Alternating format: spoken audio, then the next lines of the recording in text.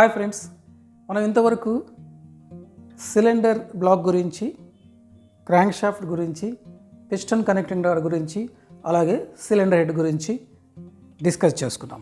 ఈ వీడియోలో నేను క్యామ్ షాఫ్ట్ గురించి ఎక్స్ప్లెయిన్ చేయబోతున్నాను. క్యామ్ షాఫ్ట్ అనేటువంటిది మనిషి శరీరానికి బ్రెయిన్ ఎలాగనో ఇంజన్లో క్యామ్ షాఫ్ట్ ఆ విధంగా మనం భావించవచ్చు. ఎందుకంటే ఇంజన్లో పిస్టన్ మూమెంట్కి తగ్గట్టుగా ఏ వాల్వ్ ఎప్పుడు ఓపెన్ అవ్వాలి, ఏ వాల్వ్ ఎప్పుడు క్లోజ్ అవ్వాలి, అలాగనే ఏ ఇంజెక్టర్ ఎప్పుడు డీజిల్ స్ప్రే చేయాలి, ఇవన్నీ కూడా కంట్రోల్ చేసేది క్యామ్ షాఫ్టే. అలాగే అటువంటి క్యామ్ షాఫ్ట్ గురించి, అలాగే వాల్ ట్రైన్ అంటే క్యామ్ షాఫ్ట్ మొదలుకొని push rods, tappets, cam followers, rocker arms and valves, ఇంతవరకు ఈ వాల్ ట్రైన్ ఎలా పనిచేస్తున్నటువంటిది కూడా మనం ఈ వీడియోలో డిస్కస్ చేయబోతున్నాం.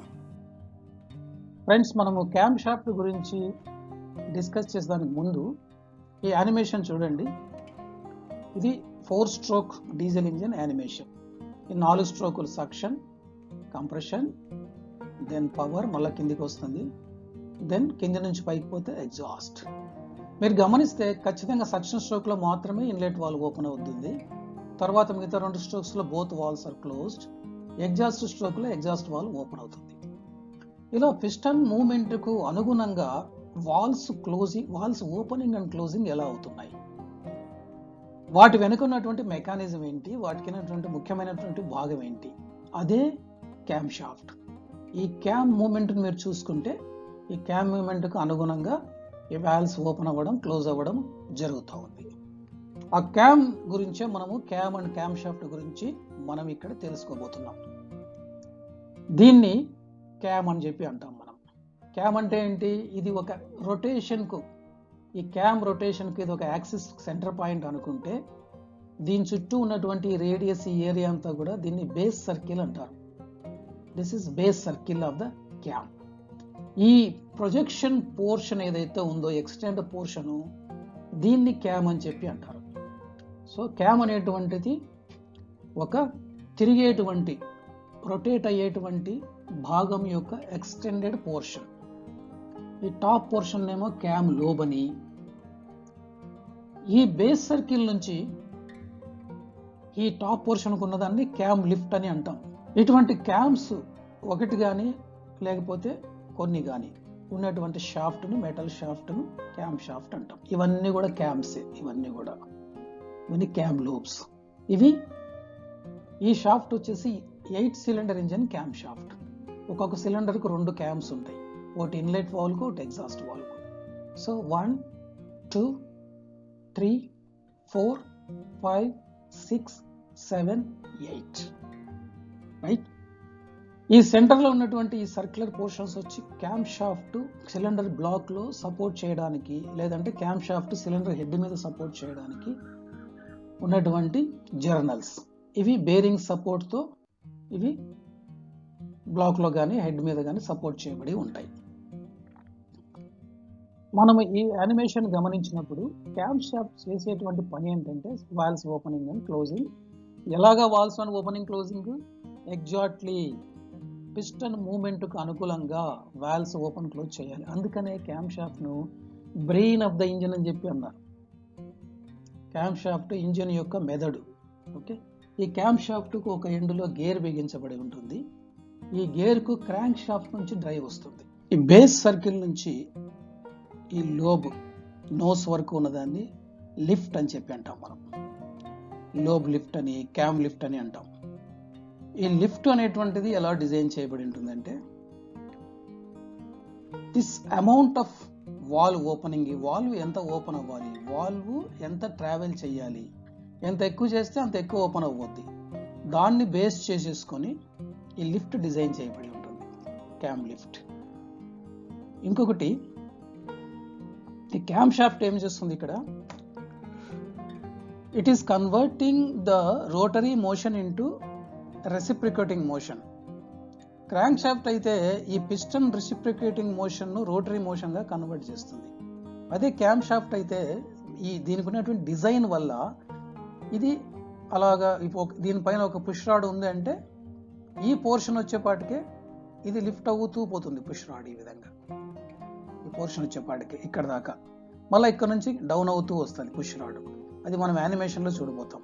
సో క్యాంప్ షాఫ్ట్ రోటరీ మోషన్ను రెసిప్రికేటింగ్ మోషన్గా కన్వర్ట్ చేస్తుంది. మనం ఇందాక అనుకున్నట్టుగా క్యాంప్ షాఫ్ట్కి వచ్చేసి క్రాంక్ షాఫ్ట్ నుంచి డ్రైవ్ వస్తుంది. ఇక్కడ మనం గమనించాల్సింది ఏంటంటే ఒక కంప్లీట్ సైకిల్ ఆఫ్ ఆపరేషన్ అంటే suction, compression, power and exhaust complete అవ్వడానికి క్రాంక్ షాఫ్ట్ 2 రెవల్యూషన్స్ తిరగాలి. 4 స్ట్రోకులు పిస్టన్, 2 రెవల్యూషన్స్ క్రాంక్ షాఫ్ట్. అదే క్యాంప్ షాఫ్ట్ అయితే ఒకటే రెవల్యూషన్స్లోనే ఈ valve opening and closing job మొత్తం కంప్లీట్ చేయాలి. ఆ సైకిల్లో ఉన్నటువంటి valve opening and closing job మొత్తం ఒక రెవల్యూషన్స్లో కంప్లీట్ చేయాలి. అంటే ప్రతి 2 రెవల్యూషన్స్ ఆఫ్ క్రాంక్ షాఫ్ట్కు క్యాంప్ షాఫ్ట్ అనేటువంటిది ఒక రెవల్యూషన్ తిరుగుతుంది. That is point number 1. Point number 2, ఈ రెండింటికి కూడా ఒక టైమింగ్ అనేది ఉంటుంది, మ్యాచింగ్ టైమింగ్. ఎలాగంటే అలాగ బిగించడానికి లేదు. ఓకే, ఈ క్యామ్ లో పొజిషను, పిస్టన్ పొజిషను, ఓకే, ఈ రెండింటికి అనుసంధానం చేస్తూ ఒక టైమింగ్ ఉంటుంది. ఆ టైమింగ్ ఎగ్జాక్ట్గా ప్రిసైజ్గా మ్యాచ్ చేయాలి. టైమింగ్లో ఏమాత్రం తేడా ఉన్నా కూడా వాల్వ్ సరైన టైంలో ఓపెన్ అవ్వకపోవడము, దాని వలన ఇంజన్ వర్క్ చేయకపోవడం కానీ, ఇంజన్ వాల్వ్స్ కానీ పుష్ రాడ్స్ కానీ బెండ్ అవ్వడం కానీ, ఒక్కోసారి ఇంజన్ మేజర్ డ్యామేజ్ కూడా అయ్యేదానికి ఆస్కారం ఉంటుంది. ఈ వాల్ టైమింగ్స్కు ఒక మార్క్ ప్రొవైడ్ చేసి ఉంటారు ఇక్కడ, గేర్స్ మీద కానీ లేకపోతే టైమింగ్ చైన్ మీద కానీ. ఈ విధంగా ఆ మార్క్ను ఎగ్జాక్ట్గా మ్యాచ్ చేయాలి. ఇక ఈ క్యాంప్ షాఫ్ట్ తిరగడానికి సపోర్ట్ కోసం బేరింగ్స్ ఉంటాయి. ఆ బేరింగ్స్ ఏవైతే మనము క్రాంక్ షాఫ్ట్లో మెయిన్ బేరింగ్స్ లాగా, కనెక్టింగ్ బేరింగ్స్ లాగా ఉంటాయి, వైట్ మెటల్ బేరింగ్స్కే ఉంటాయి యాక్చువల్గా. ఆ బేరింగ్స్ డిజైన్ స్ప్లిట్ బేరింగ్సా లేకపోతే రౌండ్ బుషెస్ అనేటువంటిది ఆ క్యాంప్ షాఫ్ట్ లొకేషన్ బట్టి, క్యాంప్ షాఫ్ట్ డిజైన్ బట్టి ఉంటుంది. ఈ ఫంక్షన్స్ అంటే ఈ క్యాంప్ షాఫ్ట్ మీద చాలా ట్రెమెండస్ లోడ్ ఉంటుంది తిరిగేటప్పుడు, ఈ క్యాంప్ లోబ్ మీద. ఎందుకంటే ఏరియా చాలా చిన్నది, లోడ్ ఎక్కువగా ఉంటుంది. సో ఈ ఫంక్షన్స్ అన్నీ విత్స్టాండ్ అయ్యే దానికోసము జనరల్గా medium duty and heavy duty engine camp shafts ఏమో స్టీల్ ఫోర్జింగ్స్ ద్వారా తయారు చేసేసి హీట్ ట్రీట్మెంట్ చేసేసి నైట్ రైడింగ్ చేస్తారు.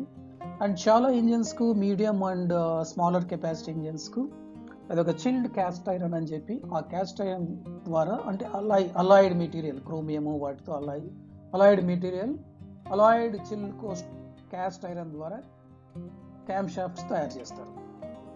ఇది engine cut section. You can see the location of the cam shaft. ఇదేమో సిలిండర్ బ్లాక్లో మౌంట్ చేసినటువంటి క్యాంప్ షాఫ్ట్. కొన్ని క్యాంప్ షాఫ్ట్స్ సిలిండర్ హెడ్ మీద ఉంటాయి. ఆ ఇంజిన్ మోడల్ని బట్టి location of the cam shaft and also what type of drive. ఇక్కడేమో ఇది బెల్ట్ డ్రైవ్, ఇక్కడేమో గేర్ డ్రైవ్, కొన్నింటికి చైన్ డ్రైవ్ కూడా ఉంటుంది.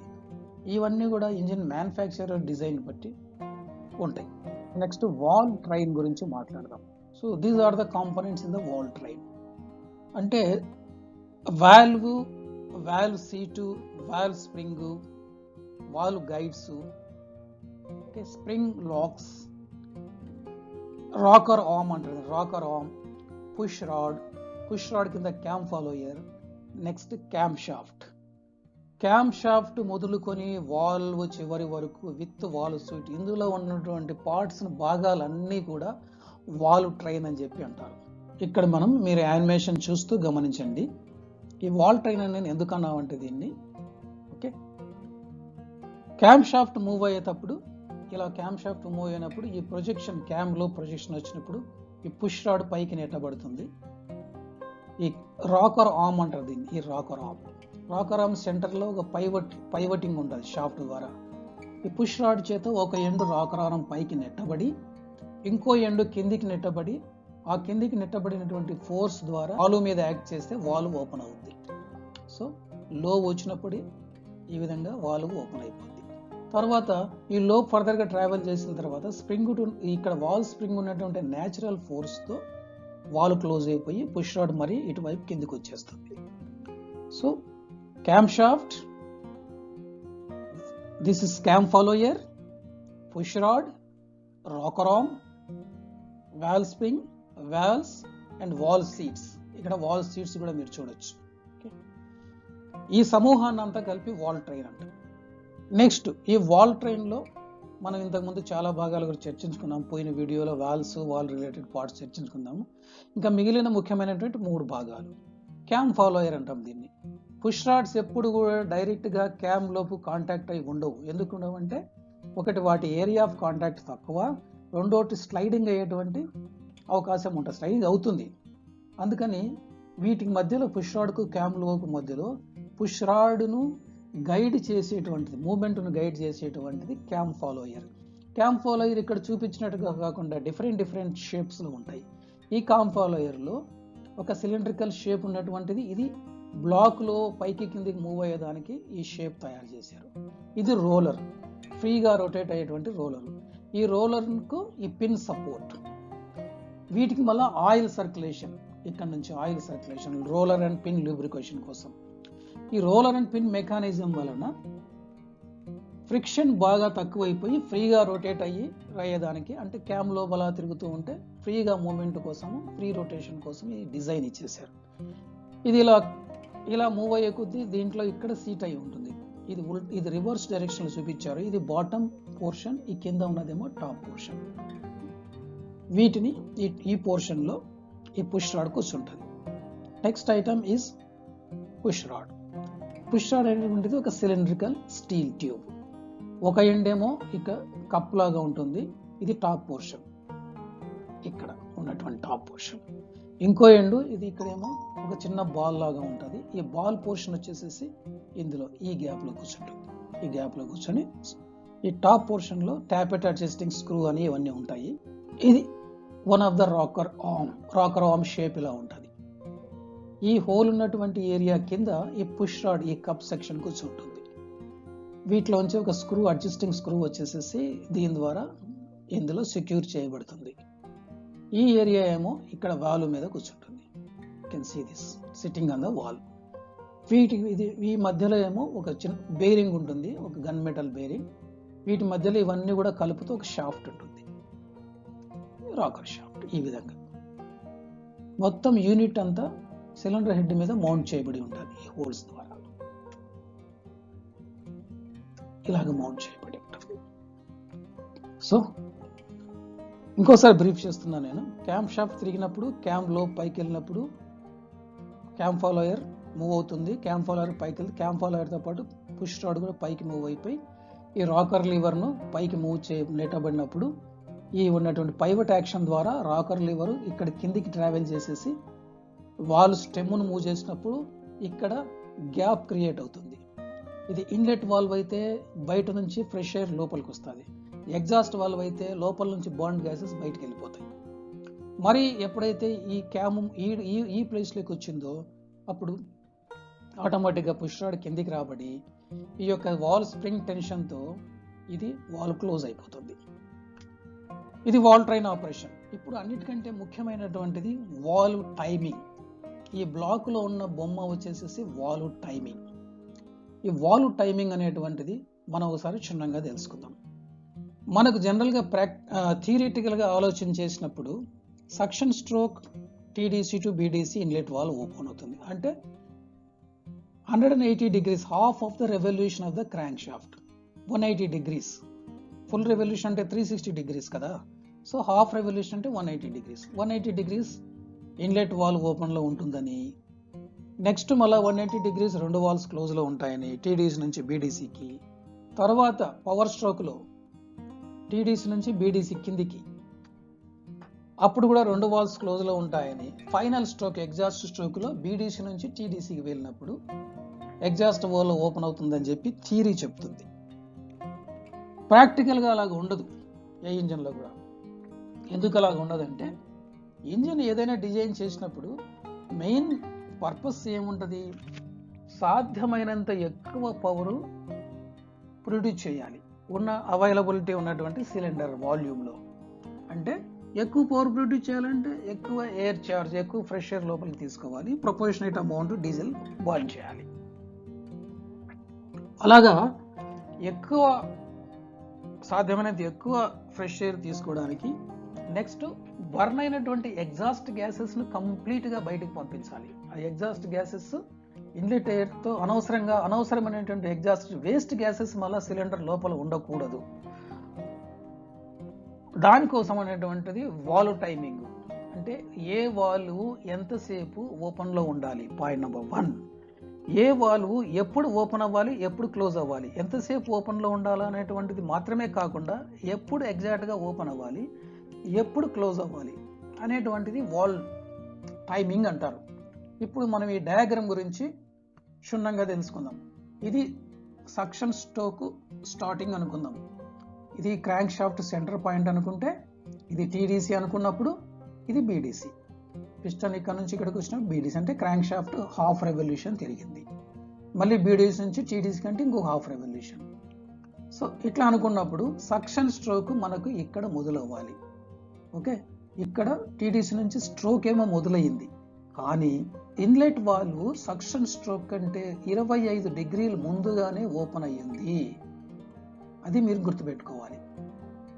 25 డిగ్రీస్ ముందుగా ఎందుకు ఓపెన్ అయిందంటే, ఎగ్జాస్ట్ స్ట్రోక్ కంప్లీట్ అయిన తర్వాత ఏవైనా మిగిలిన ఉన్నటువంటి ఎగ్జాస్ట్ గ్యాసెస్ను బయటికి పంపించడానికి. అంటే బయట నుంచి వచ్చే ఫ్రెష్ ఎయిర్ ప్రెషర్ వల్ల, ఫోర్స్ వల్ల మిగిలినటువంటి చిన్న క్వాంటిటీ ఎగ్జాస్ట్ గ్యాసెస్ కూడా బయటికి పోతాయి. అందుకని కొంచెం ముందుగానే ఓపెన్ అయ్యి కంప్లీట్గా ఈ స్ట్రోక్ అంతా కూడా ఓపెన్లో ఉండి, స్ట్రోక్ అయిపోయిన తర్వాత ఫర్దర్గా ఇంకొక 25 డిగ్రీస్ ఓపెన్లో ఉంటుంది. ఎందుకంటే ఇంకా ఎక్కువ క్వాంటిటీ ఎయిర్ లోపలికి లాగడానికి. ఓకే, సాధ్యమైనంత ఎక్కువ క్వాంటిటీ రావడానికి ఈ ఎక్స్టెండెడ్ టైం అనేటువంటిది ఉపయోగపడుతుంది.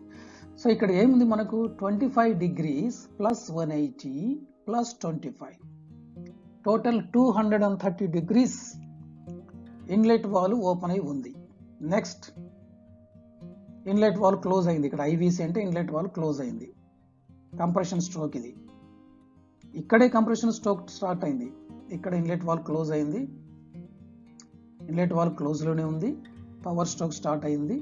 పవర్ స్ట్రోక్ స్టార్ట్ అయిన తర్వాత పవర్ స్ట్రోక్ ఎండింగ్కి రాకముందే, ఇది పవర్ స్ట్రోక్ ఎండింగ్ రాకముందే 50 డిగ్రీలు ముందుగానే ఎగ్జాస్ట్ వాల్వ్ ఓపెన్ అయ్యింది. ఇక్కడ చూసుకుంటే మీరు 50 డిగ్రీలు ముందుగా ఎందుకు ఓపెన్ అయిందంటే, లోపల బర్న్ అయినటువంటి గ్యాసెస్ వాటికి ఉన్నటువంటి స్వతసిద్ధమైనటువంటి ప్రెషర్ ద్వారా బయటికి వెళ్ళేదానికి ఆస్కారం ఉంటుంది. పిస్టన్ పుష్ చేయక ముందే బయటికి వెళ్ళే ఆస్కారం ఉంటుంది. సో ఆ యొక్క ఆ విధమైనటువంటి ఫెసిలిటేట్ కలగజేయడానికి ఎగ్జాస్ట్ వాల్వ్ 50 డిగ్రీలు ముందుగానే ఓపెన్ అయిపోయింది. పవర్ స్ట్రోక్ కంప్లీట్ అవ్వకముందే ఎగ్జాస్ట్ వాల్వ్ ఓపెన్ అయ్యి వాటికి ఉన్నటువంటి ఎక్స్పాండెడ్ ఫోర్సెస్ ద్వారా బయటికి వెళ్ళబడి, అలా ఓపెన్ అయినటువంటి ఎగ్జాస్ట్ వాల్వ్ ఇక్కడికి పవర్ స్ట్రోక్ అయిపోయింది. ఎగ్జాస్ట్ స్ట్రోక్ కంప్లీట్గా అయిపోయింది. 180 డిగ్రీస్ అయిపోయినా కూడా ఇంకొక 15 డిగ్రీస్ అలాగే ఓపెన్ అయి ఉంది.